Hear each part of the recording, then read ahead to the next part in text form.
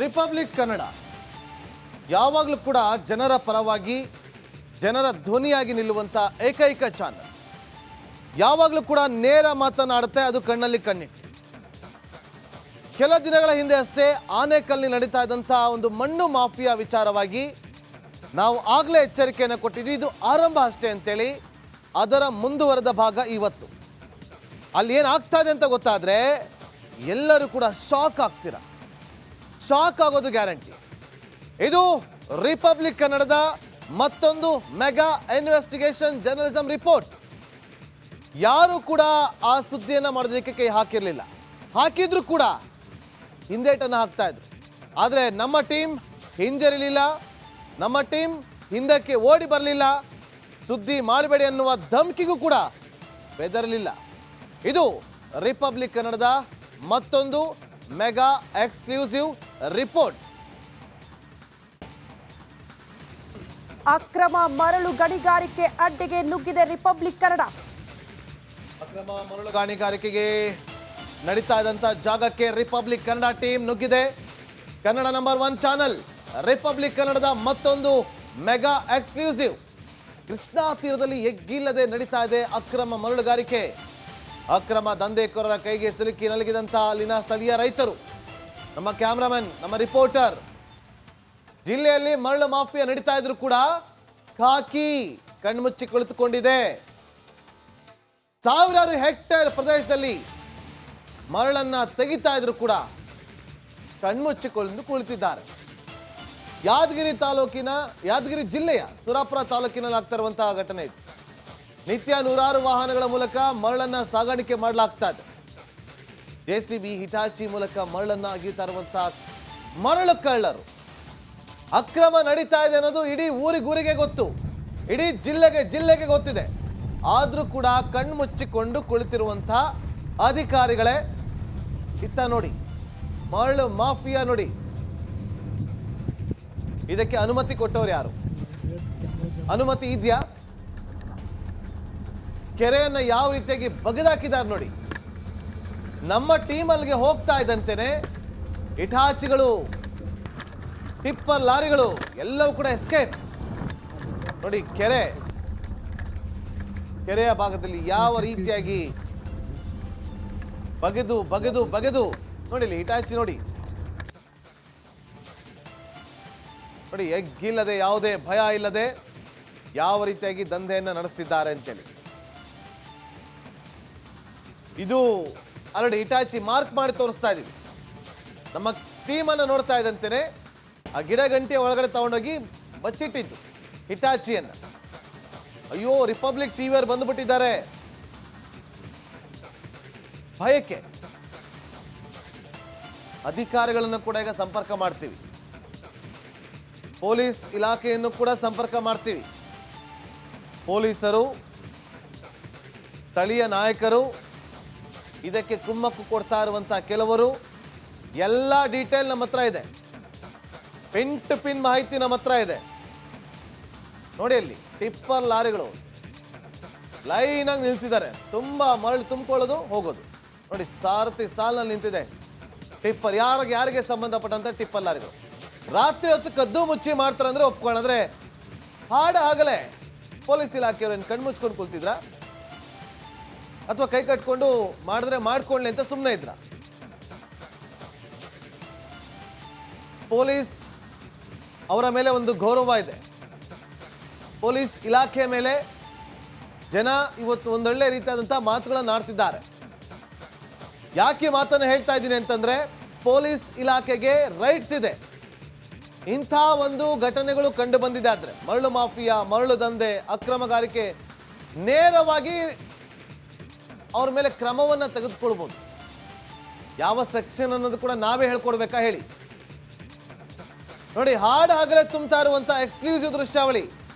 ರಾತ್ರಿ ಮರಳನ್ನ ತುಂಬ್ತಾ ಇರುವಂತದ್ದಲ್ಲ, ಹಗಲೇ ಟಿಪ್ಪರ್ ಅಲ್ಲಿ ತುಂಬೋದು ಹೋಗುವಂಥದ್ದು. ಪೊಲೀಸ್ ಇಲಾಖೆ ಏನ್ ಮಾಡ್ತಾರೆ, ಅಧಿಕಾರಿಗಳು ಏನ್ ಮಾಡ್ತಿದ್ದಾರೆ, ತಹಶೀಲ್ದಾರ್ ಏನ್ ಮಾಡ್ತಿದ್ದಾರೆ, ಸ್ಥಳೀಯ ಮುಖಂಡರು ಏನ್ ಮಾಡ್ತಿದ್ದಾರೆ, ಅಥವಾ ಇವ್ರದೆಲ್ಲ ಕುಮ್ಮಕ್ಕಿದೆಯಾ? ಇದಕ್ಕೆ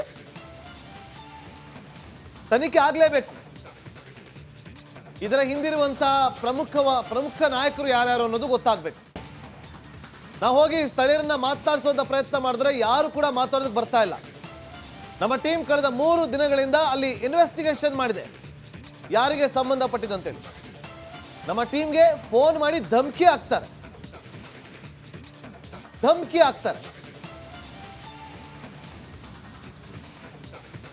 ಈ ಬಗ್ಗೆ ನಮ್ಮ ಪ್ರತಿನಿಧಿ, ಯಾದಗಿರಿ ಪ್ರತಿನಿಧಿ ನಾಗರಾಜ್ ಒಂದು ಪ್ರತ್ಯಕ್ಷ ವರದಿಯನ್ನು ಕೊಟ್ಟಿದ್ದಾರೆ ನೋಡಿ.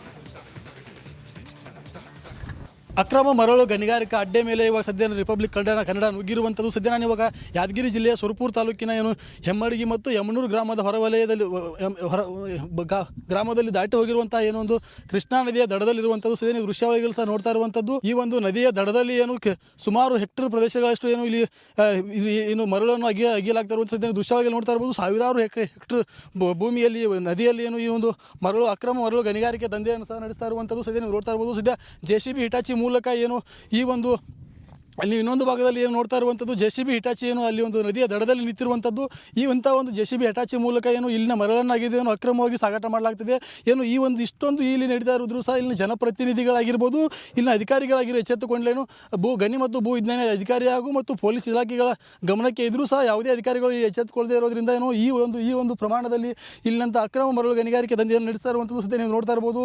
ಸುಮಾರು ಹೆಕ್ಟರ್ ಒಂದಲ್ಲ ಎರಡಲ್ಲ ಸಾವಿರಾರು ಹೆಕ್ಟರ್ ಭೂಮಿಯಲ್ಲಿರೋ ಹೆಕ್ಟರ್ ಇದು ಈ ಒಂದು ನದಿಯಲ್ಲಿರುವಂತಹ ಮರಳನ್ನಾಗಿದ್ದು ಅಕ್ರಮವಾಗಿ ನೂರಾರು ವಾಹನಗಳ ಮೂಲಕ ಇಲ್ಲಿಂದ ಸರಬರಾಜು ಮಾಡ್ತಾ ಇರುವಂಥ ಮಾಹಿತಿ ಸದ್ಯ ರಿಪಬ್ಲಿಕ್ ಕನ್ನಡಕ್ಕೆ ಲಭ್ಯವಾಗಿತ್ತು. ಈ ಒಂದು ಮಾಹಿತಿಯ ಮೇರೆಗೆ ರಿಪಬ್ಲಿಕ್ ಕನ್ನಡ ಈ ಅಡ್ಡೆ ಮೇಲೆ ದಾಳಿ ಮಾಡಿ ಸದ್ಯ ನುಗ್ಗಿ ಈ ಅಡ್ಡೆಗೆ ನುಗ್ಗಿಯನ್ನು ಸದ್ಯ ವರದಿಯನ್ನು ಮಾಡ್ತಾ ಇರುವಂಥದ್ದು. ಸದ್ಯ ದೃಶ್ಯವಾಹಿಗಳು ಸಹ ನೋಡ್ತಾ ಇರ್ಬೋದು. ಸದ್ಯ ಇಲ್ಲಿ ನದಿಯಲ್ಲಿ ನೀರು ಹರಿಯಬೇಕಾದಂಥ ನದಿಯಲ್ಲಿ ಸದ್ಯ ಎಲ್ಲಿ ನೋಡಿದರಲ್ಲೇನು ಮರಳು ಸಾಗಾಣಿಕೆಯ ಗುಂಪುಗಳು ಕಾಣ್ತಾ ಇರುವಂಥದ್ದು ನೀವು ದೃಶ್ಯವಾಹಿಗಳು ನೋಡ್ತಾ ಇರ್ಬೋದು. ಮತ್ತೊಂದು ಆ ಭಾಗದಲ್ಲಿ ಸದ್ಯ ನೋಡ್ತಾ ಇರ್ಬೋದು ನೀವು JCB ಹಿಟಾಚಿಗಳ ಮೂಲಕ ಸಹ ಈಗ ಈ ಒಂದು ಮರಳನ್ನು ಅಗೆದು ಹಗಲು ರಾತ್ರಿ ಅನ್ನೋದೇ ಈ ಒಂದು ಮರಳನ್ನು ದರೋಡಿ ಮಾಡ್ತಾ ಇರುವಂಥ ದೃಶ್ಯಾವಳಿಗಳನ್ನು ಸಹ ನಿಮ್ಮನ್ನು ತೋರಿಸ್ತಾ ಇರುವಂಥದ್ದು. ಸದ್ಯ ಇನ್ನೊಂದು ಭಾಗದಲ್ಲಿ ನೀವು ನೋಡ್ತಾ ಇರ್ಬೋದು. ಇಲ್ಲಿನ ಮಹಿಳೆಯರು ಸಹ ಯಾವ ರೀತಿಯಲ್ಲಿ ಆ ಬಟ್ಟೆ ಒಗಿತಿದ್ದಾರೆ, ನಡು ನದಿಯಲ್ಲಿ ನಿಂತು ಬಟ್ಟೆ ಒಗೆಯುವಂಥ ದುಸ್ಥಿತಿ ಸಹ ಈ ಒಂದು ನದಿಗೆ ಬಂದು ಒದಗಿರುವಂಥದ್ದು. ಕೃಷ್ಣಾ ನದಿ ಅಪಾರ ಪ್ರಮಾಣದಲ್ಲಿ ನೀರು ಉಕ್ಕಿ ಹರಿಬೇಕಾಗಿತ್ತು. ಆದರೆ ಈ ನದಿಯಲ್ಲಿ ಅಕ್ರಮ ಮರಳು ದಂಧೆಕೋರರ ಕೈಗೆ ಸಿಲುಕಿ ಕೃಷ್ಣ ಸಂಪೂರ್ಣವಾಗಿ ಬರಿದಾಗಿರೋ ಹಿನ್ನೆಲೆಯನ್ನು ಈ ಒಂದು ನದಿಯ ದಡದಲ್ಲಿ ಅಕ್ರಮವಾಗಿ ಮರಳು ಸಂಗ್ರಹ ಮಾಡಿರುವಂಥ ಗುಂಪುಗಳು ಕಾಣ್ತಾ ಇರುವ ಹಿನ್ನೆಲೆಯನ್ನು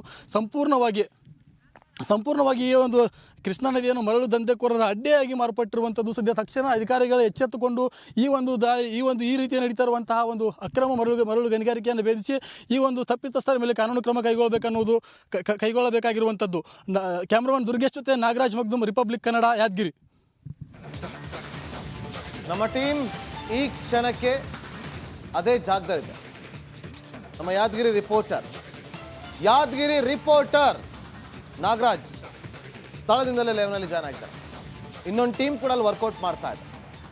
ಮೊದಲಿಗೆ ನಾಗರಾಜಿಂದ ಮಾಹಿತಿಯನ್ನು ಪಡೆದುಕೊಳ್ತೀನಿ. ನಾಗರಾಜ್, ಈಗ ಅಲ್ಲೇನಾಗ್ತಾ ಇದೆ? ಯಾರೆಲ್ಲ ಇದಕ್ಕೆ ಕುಮ್ಮಕ್ಕು ಕೊಡ್ತಿದ್ದಾರೆ? ಯಾರಿದರ ಮಾಲೀಕರು? ಮಾಹಿತಿ ಕೊಡ್ಬೋದಾ?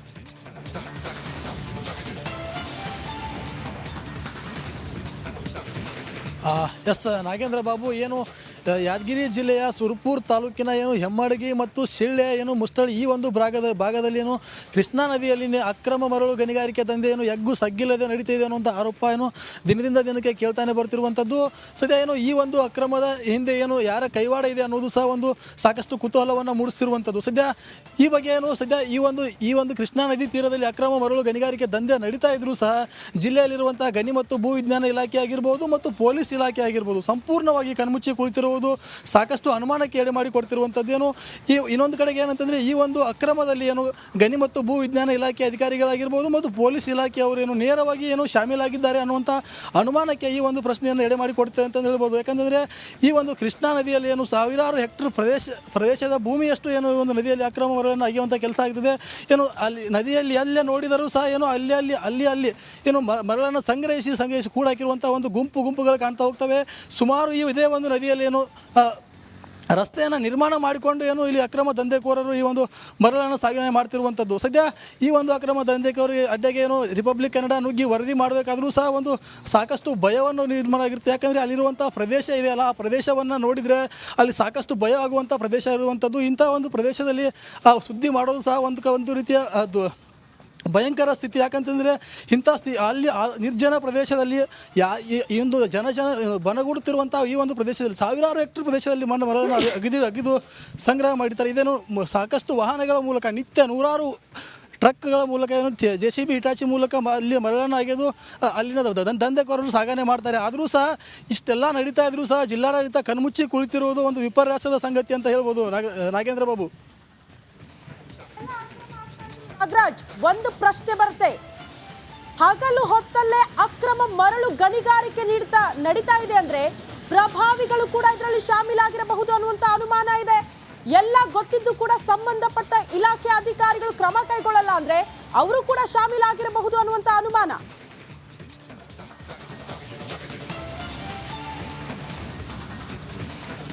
ಎಸ್ ಏನಂತಂದರೆ ಈ ಒಂದು ಅಕ್ರಮ ನಡೀತಾ ಇರುವ ಬಗ್ಗೆ ಇಲ್ಲಿನ ಸ್ಥಳೀಯ ನಾಯಕರಾಗಿರ್ಬೋದು ಮತ್ತು ಜಿಲ್ಲೆಯಲ್ಲಿರುವಂಥ ಪ್ರಮುಖ ಎಲ್ಲ ನಾಯಕರುಗಳು ಈ ಒಂದು ಜಿಲ್ಲೆಯಲ್ಲಿ ಈ ರೀತಿ ಅಕ್ರಮ ನಡೀತಾ ಇದೆ ಅನ್ನುವಂಥ ಮಾಹಿತಿ ಇದೆ. ಆದರೂ ಸಹ ಯಾವುದೇ ಅಧಿಕಾರಿಗಳಿಗೂ ಈ ಒಂದು ಅಕ್ರಮವನ್ನು ತಡೆಗಟ್ಟುವಂತಹ ಏನು ಜನಪ್ರತಿನಿಧಿಗಾಗಿರ್ಬೋದು ಮತ್ತು ಅಧಿಕಾರಿಗಳಿಗಾಗಿರ್ಬೋದು ಸಹ ಈ ಒಂದು ಅಕ್ರಮವನ್ನು ತಡೆಯುವಂಥ ಕೆಲಸ ಮಾಡ್ತಿಲ್ಲ. ಏನು ಸ್ಥಳೀಯ ರೈತರು ಸಹ ಏನು ಈ ಒಂದು ಅಕ್ರಮ ದಂಧೆಯಿಂದ ಏನು ಅವರು ಸಹ ನರಳಾಡ್ತಿರುವಂಥದ್ದು. ಯಾಕಂತಂದರೆ ಈ ಕೃಷ್ಣಾ ನದಿ ಏನು ಅಂತಂದರೆ ರೈತರಿಗೆ ಹೊರವಾಗಬೇಕಾಗಿತ್ತು, ಆದರೆ ಈ ಒಂದು ಅಕ್ರಮ ದಂಧೆಕೋರರ ಕೈಗೆ ಸಿಲುಕಿರೋದ್ರಿಂದ ಏನು ರೈತರಿಗೂ ಸಹ ಒಂದು ಕೃಷ್ಣಾ ನದಿ ಈಗ ಶಾಪವಾಗಿ ಪರಿಣಮಿಸ್ತಾ ಇರುವಂಥದ್ದು. ನಾಗರಾಜ್, ನೀವು ಸ್ಥಳದಲ್ಲೇ ಇದ್ದೀರಿ, ಅಲ್ಲಿ ಹೇಗಿದೆ ಸ್ವಲ್ಪ ನಮ್ಮ ವೀಕ್ಷಕರಿಗೆ ಲೈವ್ನಲ್ಲಿ ತೋರಿಸಿ.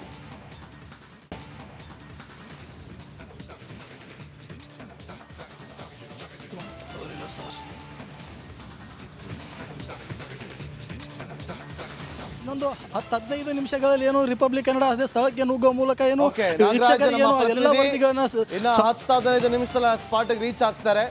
ನಾವು ಆ ಸ್ಪಾಟಲ್ಲಿ ಇದ್ದಾರೆ ಅಂತ ಅಂದ್ಕೊಂಡಿದ್ವಿ. ನೋಡಿ, ಅವರಿಗೆ ನಮ್ಮ ರಿಪೋರ್ಟರ್ ಕಳೆದ ರಾತ್ರಿ 1-2 ದಿನದ ಹಿಂದೆ ರಾತ್ರಿ ಹೋದಾಗ ಅವ್ರಿಗೆ ಎಷ್ಟು ಭಯ ಆಗಿತ್ತು ಅಂತಂದರೆ, ಯಾಕಂದರೆ ಅದನ್ನು ತಡೆಯೋಕ್ಕೆ ಹೋದಂಥವ್ರನ್ನ ಎಷ್ಟೋ ಜನರನ್ನ ಮಣ್ಣಲ್ಲಿ ಮಣ್ಣು ಮಾಡಿರುವಂಥ ಉದಾಹರಣೆಗಳಿದೆ. 5 ತಿಂಗಳ ಹಿಂದೆ ಅಷ್ಟೇ ಹೆಡ್ ಕಾನ್ಸ್ಟೇಬಲ್ ಮೇರೆನೆ ಟ್ರಾಕ್ಟರನ್ನು ಹತ್ತಿಸಿ ಕೊಂದಂಥ ಘಟನೆ ನಡೆದಿದೆ. ಇಷ್ಟೆಲ್ಲ ಇದ್ದಾಗ ಆದರೂ ಕೂಡ ನಮ್ಮ ಯಾದಗಿರಿ ಪ್ರತಿನಿಧಿ ನಾಗರಾಜ್ ಭಯ ಪಡದೆ ಧೈರ್ಯದಿಂದ ಹೋಗಿ ವರದಿಯನ್ನು ಮಾಡ್ಕೊಂಡು ಬಂದಿದ್ದಾರೆ. ನೋಡಿ ದೃಶ್ಯಾವಳಿಯಲ್ಲಿ ನೋಡಿ, ಇವತ್ತು ರೈತರು ಮಳೆ ನೀರು ನಂಬಿಕೊಂಡು ಜೀವನವನ್ನು ಸಾಗಿಸ್ತಿದ್ದಾರೆ. ಬೋರ್ವೆಲ್ ನಂಬ್ಕೊಂಡಿರುವಂಥ ರೈತರು ಇವತ್ತು ನೀರು ಯಾವಾಗ ಬತ್ತೋಗುತ್ತೋ ಅಂತೇಳಿ ಟೆನ್ಷನಲ್ಲಿದ್ದಾರೆ. ಮತ್ತೊಂದಷ್ಟು ಕಡೆ ರೈತರು 200 ಅಡಿ ಆಗಿದ್ರು ಕೂಡ 200 ಅಡಿ ಆಳಕ್ಕೆ ಹೋದ್ರೂ ಕೂಡ ನೀರು ಸಿಗ್ತಾ ಇಲ್ಲ, 400 ಅಡಿ ಆಳಕ್ಕೆ ಹೋದ್ರೂ ನೀರು ಸಿಗ್ತಾ ಇಲ್ಲ. ಇವತ್ತು 1000 ಅಡಿ ಆಳಕ್ಕೆ ಹೋದ್ರೂ ಕೂಡ ನೀರು ಸಿಗ್ತಾ ಇಲ್ಲ ಬೋರ್ವೆಲ್ನಲ್ಲಿ. ಇಂಥ ಒಂದು ಸ್ಥಿತಿಯಲ್ಲಿರಬೇಕಾದ್ರೆ ನೋಡಿ ಹೇಗೆ ಅದೊಂದು ಕೃಷ್ಣಾ ನದಿ ಆ ಜಾಗವನ್ನು ಹಾಳು ಮಾಡ್ತಿದ್ದಾರೆ. ನೋಡಿ, ಅಲ್ಲಿ ಒಂದು ಮರಗಳು ಕಂಡು ಬರ್ತಾರೆ ನಮಗೆ. ಕೆರೆ ನೀರು ಇನ್ನೂ ಇದೆ, ಅದನ್ನು ಕೂಡ ಇನ್ನು 2 ವರ್ಷ ಹೋದರೆ ಅದು ಕೂಡ ನಮ್ಗೆ ನೋಡೋದಕ್ಕೆ ಸಿಗೋದಿಲ್ಲ. ಈ ಫೋಟೋಗಳನ್ನೆಲ್ಲ ತಗೊಂಡು ನಾವು ಮ್ಯೂಸಿಯಮಲ್ಲಿ ನೋಡ್ಬೇಕಷ್ಟೇ. ಗಣಿ ಮತ್ತು ಭೂ ವಿಜ್ಞಾನ ಇಲಾಖೆ ಅಧಿಕಾರಿಗಳೇ, ರಿಪಬ್ಲಿಕ್ ಕನ್ನಡ ನಿಮಗೆ ಪ್ರಶ್ನೆ ಮಾಡ್ತಾ ಇದೆ. ನಿಮಗೆ ಈ ವಿಚಾರ ಗೊತ್ತಿಲ್ವಾ? ಪರವಾಗಿಲ್ಲ, ಈಗ ನಾವು ತೋರಿಸ್ತಾ ಇದ್ದೀವಿ, ದಾಳಿ ಮಾಡಿ. ಪೊಲೀಸ್ ಇಲಾಖೆಯವರಿಗೆ ನಮ್ಮದೊಂದು ಪ್ರಶ್ನೆ, ನಿಮ್ಮ ಕಣ್ಣು ಮುಂದೆ ಟಿಪ್ಪರ್ ಲಾರಿಗಳು ಓಡಾಡ್ತಾ ಇಲ್ವಾ? ನಾವು ತೋರಿಸ್ತೀವಿ, ತಡೆದು ಕೇಸ್ ಹಾಕಿ. ತಹಶೀಲ್ದಾರ್ ಏನ್ ಮಾಡ್ತಾ ಇದ್ರ? ಇದು ತಹಶೀಲ್ದಾರ್ ಅವ್ರಿಗೆ ಒಂದು ರೀತಿಯಲ್ಲಿ ಅವರನ್ನ ಮಾಲೀಕ ಅಂತ ಕರೀತಾರೆ. ಅವ್ರನ್ನ ಅವರ ಜಾಗ, ತಹಶೀಲ್ದಾರ್ ಅವರ ಒಂದು ವ್ಯಾಪ್ತಿ ಏನು ಬರುತ್ತೆ, ಆ ವ್ಯಾಪ್ತಿಯನ್ನ ಕಾಪಾಡಿಕೊಳ್ಳುವಂಥದ್ದು, ರಕ್ಷಣೆ ಮಾಡಿಕೊಳ್ಳುವಂಥ ಕೆಲಸ ತಹಶೀಲ್ದಾರ್ ಮಾಡಬೇಕು. ಏನ್ ಮಾಡ್ತಾ ಇದ್ದಾರೆ ತಹಶೀಲ್ದಾರ್?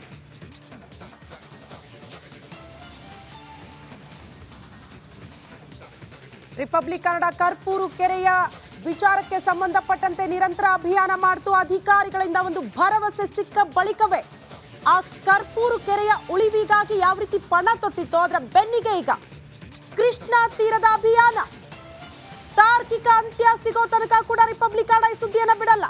ಸಂಬಂಧಪಟ್ಟ ಇಲಾಖೆ ಅಧಿಕಾರಿಗಳು ಬರಬೇಕು, ಉತ್ತರ ಕೊಡಬೇಕು, ಭರವಸೆ ಕೊಡಬೇಕು. ಗಮನಕ್ಕಿಲ್ಲ ಅಂದ್ರೆ ಗಮನಕ್ಕೆ ತರುವಂತಹ ಪ್ರಯತ್ನವನ್ನ ರಿಪಬ್ಲಿಕ್ ಮಾಡ್ತಾ ಇದೆ. ಈಗಲೂ ಗಮನಕ್ಕೆ ಬಂದಿಲ್ಲ ಅಂತ ಹೇಳೋ ಹಾಗಿಲ್ಲ.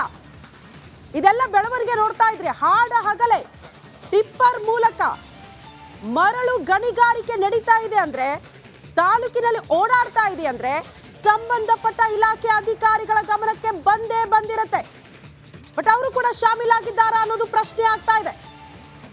ಜಿಲ್ಲಾಡಳಿತ, ತಾಲೂಕು ಆಡಳಿತ, ಭೂ ಮತ್ತು ಗಣಿ ಇಲಾಖೆ ಅಧಿಕಾರಿಗಳು, ಪೊಲೀಸ್ ಇಲಾಖೆ ಅಧಿಕಾರಿಗಳು, ಜನಪ್ರತಿನಿಧಿಗಳು ಏನು ಮಾಡ್ತಿದ್ದೀರಾ ಅನ್ನೋದನ್ನ ನೇರ ಪ್ರಶ್ನೆ ಮಾಡ್ತಾ ಇದೆ ರಿಪಬ್ಲಿಕ್. ಸ್ಥಳಕ್ಕೆ ಬರಬೇಕು, ಉತ್ತರ ಕೊಡಬೇಕು.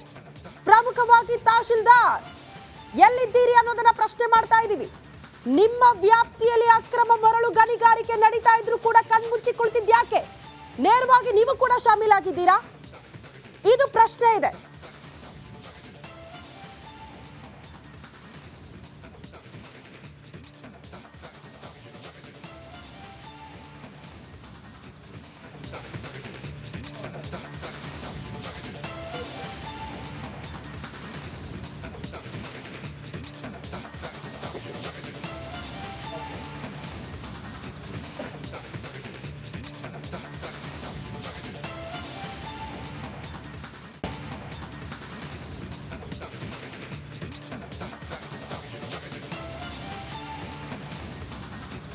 ಮಾರ್ಕ್ ಮಾಡಿ ತೋರಿಸ್ತಾ ಇದ್ದೀವಿ. 1, 2, 3 ಅಂತ. ಇದು ಕೆರೆಯ ಒಳಗಡೆ ನೋಡಿ, ಕೆರೆನ ಬಗ್ದು ಕೆರೆನ ರಸ್ತೆ ಮಾಡಿಕೊಂಡು ಕೆರೆ ಒಳಗಡೆನೆ ಒಳಗೆ ಹೋಗಿ ಅಲ್ಲಿಂದ ಮರಳು ಎತ್ಕೊಂಡ್ ಬರ್ತಿದ್ದಾರೆ. ಎಲ್ಲಿ ಸಿಗ್ಬೇಕು ನಮಗೆ ಫರ್ಟಿಲಿಟಿ? ಬಗ್ದು ಬಗ್ದು ಬಗ್ದು ನೋಡಿ, ಕೃಷ್ಣಾ ನದಿ ಒಂದು ಕಾಲದಲ್ಲಿ ನೋಡಿದಾಗ ವರ್ಷ ಪೂರ್ತಿ ಹರಿತಾ ಇದ್ದಂಥ ನದಿ ಅದು. ಇವತ್ತು ನೋಡಿ ಕೃಷ್ಣೆಯನ್ನ ಯಾವ ರೀತಿಯಾಗಿ ರೀತಿಯಲ್ಲಿ ಸುತ್ತಮುತ್ತಲಿನ ಭಾಗದಲ್ಲಿ ಇವತ್ತು ಬರಪೀಡಿತ ಪ್ರದೇಶಗಳಂತ ಕರೆಸ್ಕೊಂಡಿದೆ.